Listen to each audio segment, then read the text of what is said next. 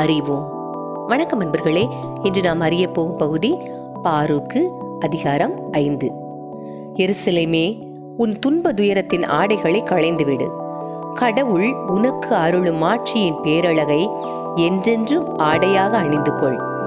கடவுளிடமிருந்து வரும் நீதியை ஆடையாய் புனைந்து கொள். என்றும் உள்ளவரின் மாட்சியை மணிமுடியாக உன் தலைமீது சூடிக்கொள்.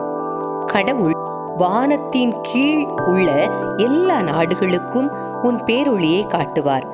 நீதியில் ஊன்றிய அமைதி, இறைப்பற்றில் ஒளிரும் மாட்சி என்னும் பெயர்களால் கடவுள் உன்னை என்றென்றும் அழைப்பார்.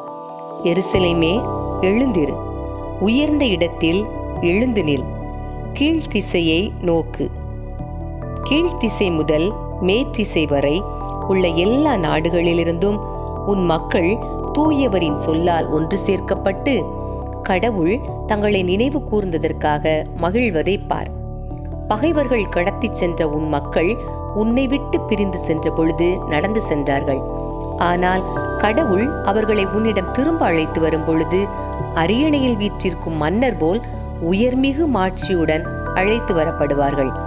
கடவுளின் மாட்சியில் இஸ்ரேல் பாதுகாப்புடன் நடந்து வரும் பொருட்டு உயர் மலைகள் என்றென்றும் உள்ள குன்றுகள் எல்லாம் தாழவும் பள்ளத்தாக்குகள் நிரம்பவும் இவ்வாறு நிலம் முழுவதும் சமமாகவும் கடவுள் கட்டளையிட்டுள்ளார். மேலும் காடுகளும் நறுமணம் வீசும் மரங்கள் அனைத்தும் கடவுளின் கட்டளையால் இஸ்ரேலுக்கு நிழல் கொடுத்தன. கடவுள் தம் மாட்சியின் ஒளியில் மகிழ்ச்சியோடும் தம்மிடமிருந்து வெளிப்படும் இரக்கத்தோடும் நீதியோடும் இஸ்ரேலை அழைத்து வருவார். அன்பர்களே, இறைவார்த்தையோடு பயணித்தோம். இறைவனோடு நம் பயணத்தை தொடர்வோம்.